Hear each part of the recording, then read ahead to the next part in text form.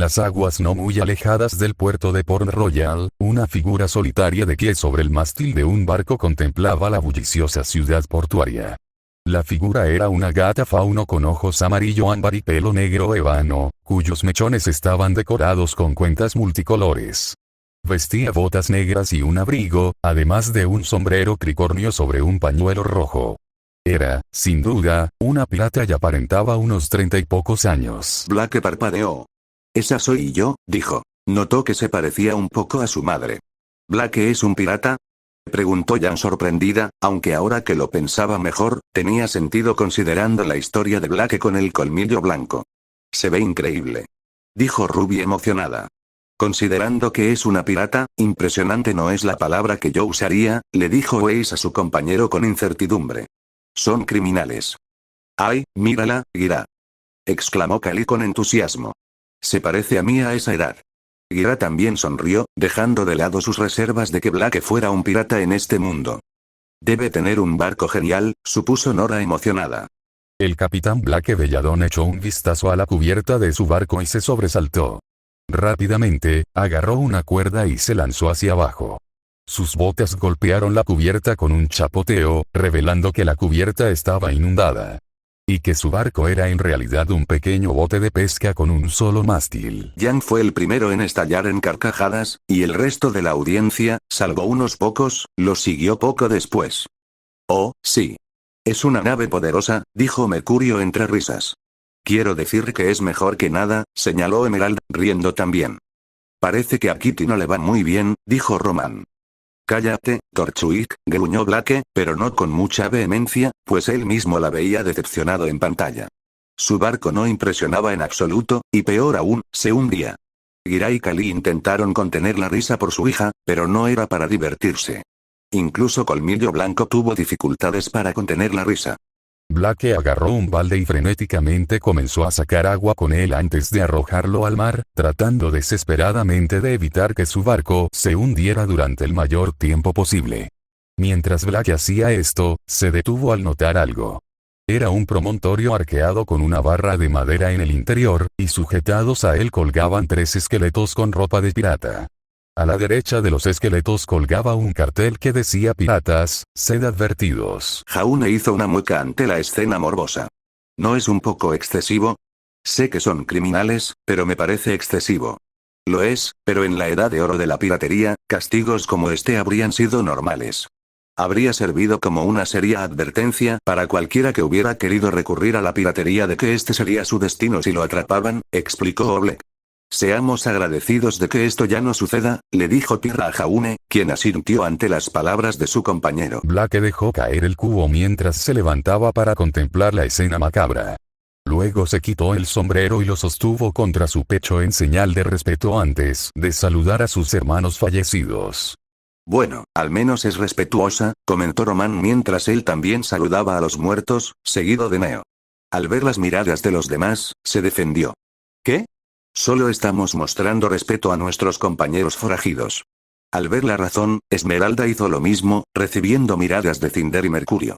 ¿Sabes que antes era una ladrona?, se defendió. En los muelles de Port Royal, numerosos comerciantes y trabajadores se afanaban en cargar la mercancía en su barco. Uno de ellos se detuvo al ver un cubo flotando en el agua. Los demás también se detuvieron y se giraron a mirar con desconcierto. Blake Belladonna acababa de llegar al puerto, justo a tiempo, ya que su barco estaba casi hundido. Por suerte, estaba de pie en lo alto de la cofa, sujeta al mástil, que ya estaba a la altura del muelle, lo que le permitió bajar tranquilamente una vez que estuvo a su alcance. La absurda visión provocó otra ronda de risas mientras Blake simplemente fruncía el ceño, tratando de ocultar su vergüenza por todo eso. Tengo el presentimiento de que necesitarás un nuevo barco, Blake, bromeó Jan, provocando que todos gimieran mientras Tai se reía de la broma de su hija. Maldita sea, Jan, Ruby le dio la palma de la mano. De todos los rasgos que podrías haber obtenido de Tai, tenía que ser ese, suspiró Raven mentalmente. Blake procedió a alejarse del barco abandonado y hundiéndose, indiferente a lo sucedido, pasando junto al capitán del puerto, quien sostenía un libro para registrar los nombres de quienes entraban al puerto. El capitán se sobresaltó mientras miraba alternativamente a Blake y al barco. ¿Qué? intentó decir el capitán del puerto antes de finalmente encontrar la palabra. Un momento, gritó mientras caminaba hacia Blake, quien se detuvo y se giró para mirarlo. Cuesta un chelín amarrar el barco al muelle, le informó mientras él y Blake miraban hacia el barco, que ahora se había hundido por completo salvo el nido del cuervo. Nora rió entre dientes. ¿Es necesario? No se va a volver a usar. Aún así, su barco está en el muelle, señaló Ren con una sonrisa. ¿Qué son los chelines? Nunca había oído hablar de ellos, preguntó Ruby confundida. Eso se debe a que los chelines eran una forma de moneda utilizada por Mantle antes de la Gran Guerra, explicó Weiss a su compañero. Se eliminaron gradualmente después de la guerra, cuando el gravamen se convirtió en la moneda universal. Sin embargo, hay zonas desolitas que todavía los usan. Ah, sí, respondió Ruby. Y necesitaré saber tu nombre, le dijo el capitán del puerto. Blake se detuvo un momento antes de meter la mano en el bolsillo y sacar 3 chelines. ¿Qué te parece si damos 3 chelines y olvidamos el nombre? Propuso mientras colocaba las monedas sobre las páginas del libro. El capitán del puerto la miró mientras consideraba la oferta. Tras un momento, dijo, «Bienvenida a Port Royal, señora Smith», y aceptó el soborno mientras cerraba el libro. Blake sonrió e hizo una pequeña reverencia en señal de gratitud. Una vez que el capitán del puerto se marchó, Blake vio su bolsa de dinero en un escritorio cercano que había olvidado accidentalmente. Ella la agarró y, tras sacudirla para ver si había chelines dentro, se marchó. Idiota, le espetó Crow al capitán del puerto. Si fue tan tonto como para dejarlo ahí para que cualquiera lo tomara, entonces merecía que se lo quitaran, dijo Raven decepcionado. Por supuesto que dirías eso, Tai puso los ojos en blanco ante las palabras de su ex esposa. Gira y Kali fruncieron el ceño en señal de desaprobación ante las acciones de Blake. En Fort Charles, una fortaleza de piedra que dominaba el puerto 1, estaba en marcha la ceremonia de ascenso de Clover Evie. Una columna de marines, vestidos con uniformes rojos, entró en el patio del fuerte con las bayonetas al hombro. La música sonaba mientras los 2 marines del frente tocaban los tambores del regimiento como aplauso, mientras que los 2 de atrás sostenían las banderas de Atlas. A ambos lados estaban los hombres y mujeres de la Marina Real, entre ellos varias figuras reconocibles. Cerca del frente se encontraba la nobleza, entre la que se podían ver tanto Ace como Whitley. De pie en los escalones estaba la institutriz Willow-Schnee, con varias otras figuras prominentes a su lado. A su izquierda, un hombre sostenía la caja que contenía la espada forjada para el hombre al que se dedicaba esta ceremonia. Coco silbó en señal de aprobación. Puede que sean anticuados, pero esos uniformes les quedan bien. Mucho mejor que los que usa el ejército de Atlas ahora. Yatsuashi suspiró. Coco, ¿tienes que hacer esto? No te molestes en discutir, Yatsu, estarás perdiendo el tiempo, le dijo Velvet. Winter y los Arceots se centraban más en la gente de la marina. Estamos entre la marina, comentó Harriet. Eso tiene sentido, señaló Vine. No te veo entre ellos, le comentó Taya Crow, quien también frunció el ceño al no poder ver a su contraparte. ¡Alto!, gritó el hombre que lideraba la formación mientras los marines se detenían en el lugar. Gira de frente. Los marines obedecieron y se giraron, quedándose uno frente al otro. Presenten armas. Los marines obedecieron de nuevo y desplegaron sus mosquetes en actitud ceremonial. Clover Evie, vestido con el uniforme propio de su nuevo rango, entró en el patio, caminando entre las 2 columnas de marines hacia Willow. Definitivamente usas ese uniforme mejor que nosotros, Clover, felicitó Marrow a su líder. Excepto que te ves gracioso con esa peluca, rió Elm. Clover miró las pelucas con desagrado. Siempre pensé que esas pelucas eran ridículas. ¿Por qué los hombres las usaban así? Fue Penny quien habló. Según mi investigación, durante la época colonial la nobleza los usaba como símbolo de riqueza y conocimiento. Es cierto, las pelucas estaban muy de moda en aquella época, admitió Ozpin, conociendo su experiencia. Inicialmente se usaban para disimular la caída del cabello causada por enfermedades, pero no se popularizaron hasta que un rey baleano empezó a usar una para cubrirse el cabello, y después, un rey del manto también empezó a usar las 2. Crow parpadeó. Eso es algo, dijo rotundamente. Con elegante precisión, Willow abrió la caja que le ofrecían y extrajo la espada. Se la entregó a Clover, quien la aceptó al desenvainarla. Luego, procedió a saludar con un floreo a Uilou, luego al oficial y, finalmente, al público reunido. Mientras todo el público observaba con gran atención, Weiss estaba ocupada abanicándose con una mirada tensa en su rostro. Cuanto antes me quite ese corsé, mejor. Weiss parecía preocupada por su homólogo. Parece que te vas a desmayar, notó a Winter también preocupado. No muy lejos del fuerte, Blake observó un barco anclado en un muelle con poca presencia de marines. El barco era un bergantín con 2 mástiles de aparejo cuadrado. Este barco era el HMS Interceptor, y aunque no era tan potente como el Dauntless, era mucho más rápido. Tras observar el barco con aire contemplativo por un momento, Blake se aventuró hacia él. ¿Qué está planeando Blake?, se preguntó Ilya. Por cómo miraba el barco, debía estar planeando robarlo, dedujo Penny. Gira y Kali volvieron a fruncir el ceño. Blake bajó las escaleras hacia el barco, pasando junto a 2 marines que custodiaban el muelle. Aunque al principio solo estaban descansando, al ver a Blake, este se levantó de inmediato y corrió a bloquearle el paso. Este muelle está prohibido para los civiles, le advirtió uno de los marines, Dudley. Lo siento mucho, no lo sabía. Si veo alguno, les avisaré de inmediato, les aseguró Blake mientras intentaba pasar, pero los 2 se movieron para bloquearla. Espera, ¿quiénes se supone que son?, preguntó Jaune confundido. Oh, los reconozco, Neptune los identificó. Son 2 cazadores graduados de Haven. Los contrataron recientemente para proteger el Argus Limited de los Grimm. Ah, sí, recordó San. Luego rió entre dientes. Ambos eran idiotas. Sinceramente, cómo lograron graduarse está más allá de mi comprensión, le susurró Mercuria Emerald, quien asintió con la cabeza. Blake pareció un momento molesto antes de decidir probar otro método. Parece que hay algún tipo de fiesta elegante y refinada en el fuerte, ¿eh?, preguntó Blake, lo que provocó que el otro marine, observara brevemente el fuerte antes de volver la vista atrás. ¿Cómo es posible que 2 caballeros tan respetables como ustedes no merecieran una invitación?, preguntó. Alguien tiene que asegurarse de que este muelle quede fuera del alcance de los civiles, explicó Dudley. Es un buen objetivo, sin duda, pero me parece que Blake se movió hacia la izquierda, haciendo que los marines se movieran en su dirección. Un barco como ese hace que esto sea un poco superfluo, realmente, señaló Blake mientras hacía un gesto hacia el Dauntless y luego hacia el Interceptor. Oh, el intrépido es el poder en estas aguas, es cierto, coincidió Dudley. Pero ningún barco puede igualar la velocidad del Interceptor, dijo con orgullo. Blake se llevó el dedo a la boca antes de hablar. He oído hablar de uno. Se supone que es muy rápido, casi inalcanzable, el Perla Negra, les dijo Blake. ¿La Perla Negra? Es el mismo nombre del título, recordó Penny. Quizás lo veamos, propuso Ruby. Tengo la sensación de que ya lo hemos visto, reflexionó Ozpin para sus adentros. Dee se rió de la afirmación de Blake. Bueno, no hay ninguna nave real que pueda compararse con el Interceptor, comentó. Dudley se detuvo para mirar a su compañero. El Perla Negra es un barco de verdad, le dijo. No, no lo es, negó Dee. Sí, lo es.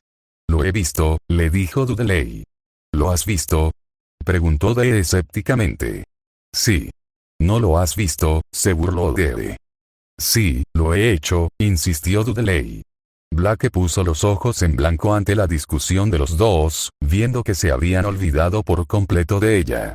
¿Has visto un barco con velas negras, tripulado por condenados y capitaneado por un hombre tan malvado que el mismísimo infierno lo escupió?, preguntó Dee a Dudley con incredulidad mientras hablaba dramáticamente sobre el temido barco. El público escuchó la narración de Dee sobre la Perla Negra y sintió una sensación de inquietud ante sus palabras. Parece un barco espectacular, intentó Jan intentar aligerar el ambiente. Espera, el título era La maldición de la Perla Negra, recordó Jaune. ¿Y ese barco que vio Weiss no tenía velas negras?, preguntó. Parecía nervioso. Sí, lo fue, se dio cuenta Ren. Entonces, ese barco es un barco pirata maldito, supuso Ruby con inquietud. Jack se burló de la respuesta de Ruby. Los barcos malditos no existen, muchacha. La familia de Ruby simplemente frunció el ceño al hombre. Atrás, idiota, le gruñó Crow. Jax lo fulminó con la mirada. ¿No te das cuenta de lo que puedo hacerte? Ah, ya lo sé. Pero oír tu voz me dan ganas de pegarme un tiro, se burló Crow, enfureciendo al director ejecutivo y haciéndole maldecir mentalmente al cazador borracho. Ruby le sonrió a su tío mientras Tai y Jan animaban a Crow, y Raven esbozaba una sutil sonrisa burlona. Colmillo Blanco se limitó a reírse disimuladamente ante la indignación de Jax, mientras que los Schnees se divertían un poco con los golpes de Crow. Willow, en particular, miró a Crow con una expresión peculiar. Weiss agradeció que Crow defendiera a su compañero de su padre. Dudley hizo una pausa antes de responder. No.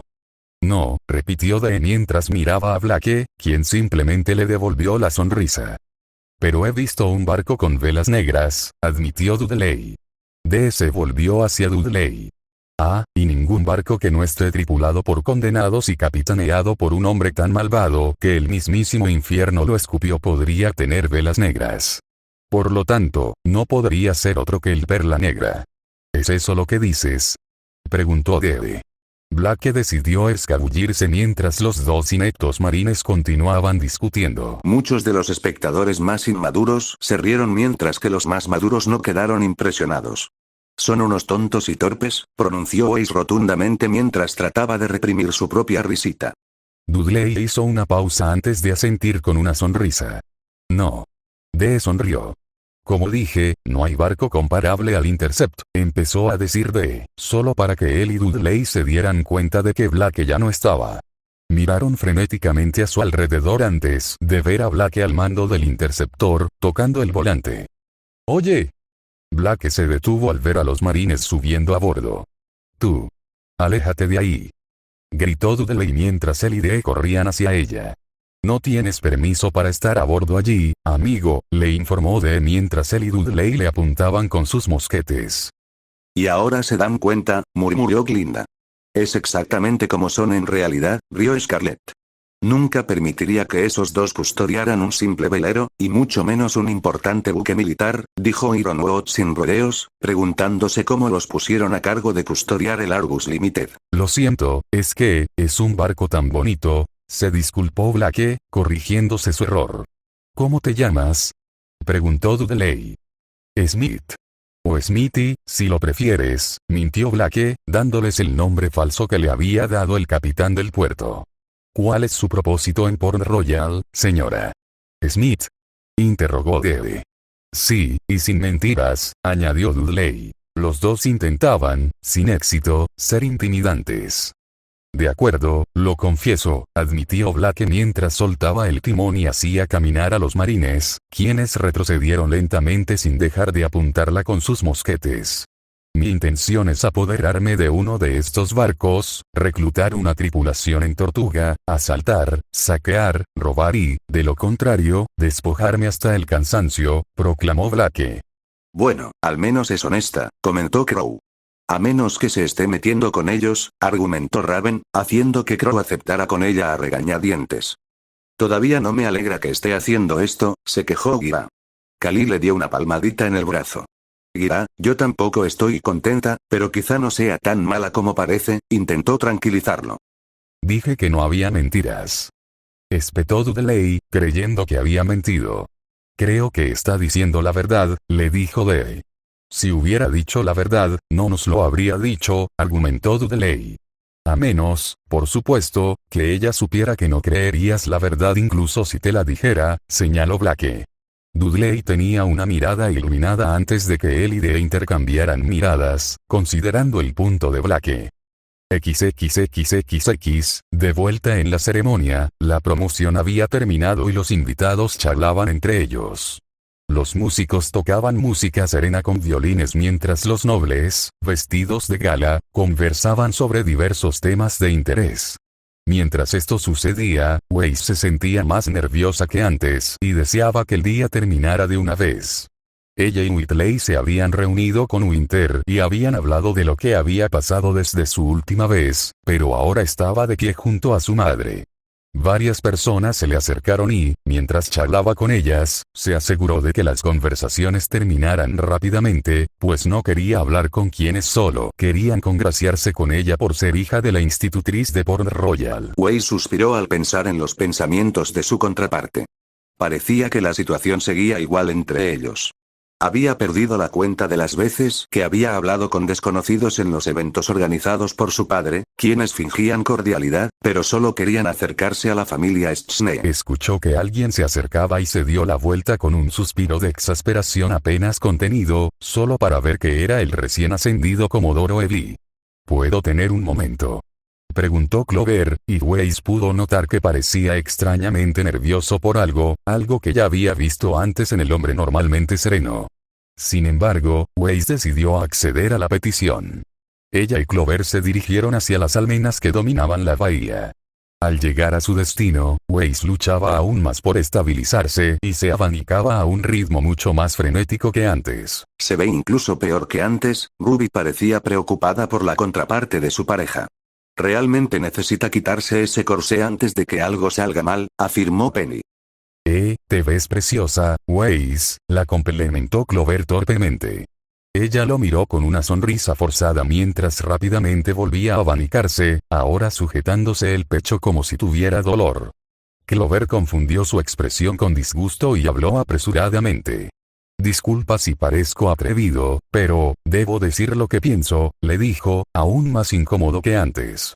Se giró hacia el mar, intentando ganar la confianza necesaria para continuar la conversación. Tras recuperar el coraje, continuó. Este ascenso me pone de manifiesto lo que, aún no he logrado. Se volvió hacia Weiss. Casarme con una mujer noble. Weiss escupió su agua, sorprendiendo a quienes la conocían por su falta de etiqueta. La cabeza de Weiss se giró hacia Clover con una mirada de sorpresa. Te has convertido en una buena mujer, Weiss, la felicitó. ¿Me está pidiendo que me case con él?, preguntó Weiss con incredulidad. Yo, tartamudeó Clover, tan incómodo como su contraparte. ¿No da miedo?, preguntó Velvet. O sea, parece 10 años mayor que ella. En realidad, señorita Escarlatina, los matrimonios entre hombres mucho mayores que su esposa eran bastante comunes en aquellos tiempos, le informó Ozpin. Claro que las leyes matrimoniales han cambiado mucho desde entonces. Aún así, es bastante espeluznante. Coco se estremeció al pensar en casarse con un hombre mucho mayor que ella. De repente, Weiss empezó a respirar con dificultad. No puedo respirar, exclamó Weiss con voz ahogada. Clover le dio la espalda de nuevo. Sí, estoy un poco nervioso, admitió, sin entender a qué se refería Weiss. En ese momento, la tensión que soportaba Weiss se volvió insoportable y se desmayó. Cayó hacia adelante y se desplomó por el borde de las almenas, cayendo a las aguas rocosas. Los jadeos llenaron el teatro, y los más fuertes emanaron de Schnees y el equipo R-Bay. Bueno, seguro que se enamoró de él, bromeó Jan, intentando aligerar el ambiente. Ruby le dio un puñetazo a su hermana en el brazo. Eso no tiene gracia, Jan, gritó. Jan hizo una mueca. Sí, hasta yo admito que fue de mal gusto. De vuelta en el interceptor, Black estaba contando a Dudley una de sus hazañas pasadas. Los dos marines sostenían sus mosquetes de manera pasiva mientras escuchaban atentamente la historia de Black. Y luego me nombraron su jefe, dijo Black a su audiencia interesada. Cuando Black terminó, el cuerpo de Weiss golpeó el agua con un fuerte chapoteo, cuyo sonido hizo que el trío mirara hacia la fuente. Penny parpadeó. ¿Quién nombró a Black jefe?, preguntó, sabiendo que se les escapaba mucho para llegar a esa afirmación. No importa.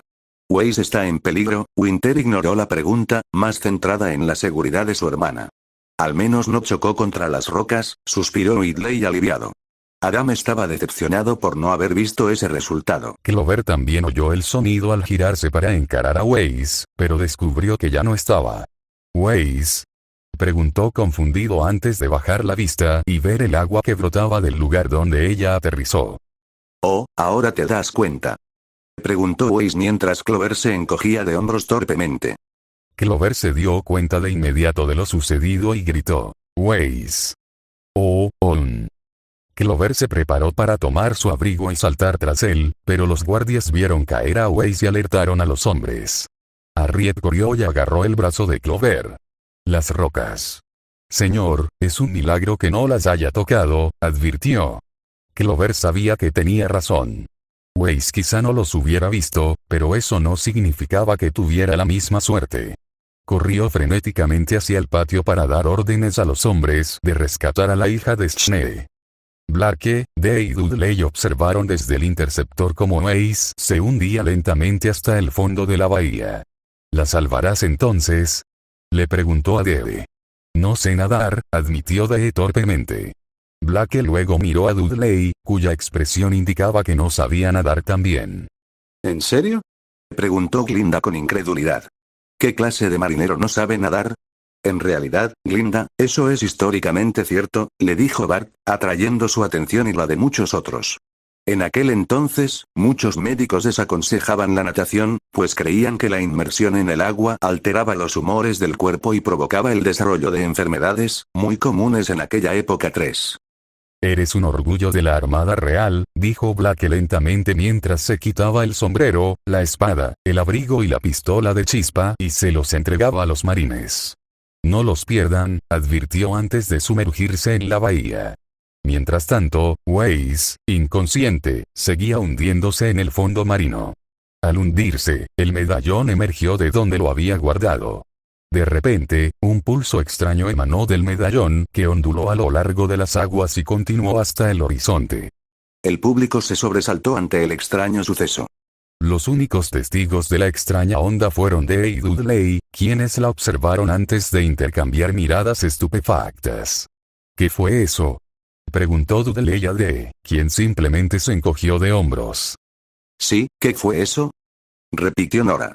Tal vez el medallón sea mágico, teorizó Ren. Pero la magia no es real, argumentó Waze, aunque no estaba completamente segura de su afirmación. Ozpin y Salem se quedaron mirando la escena.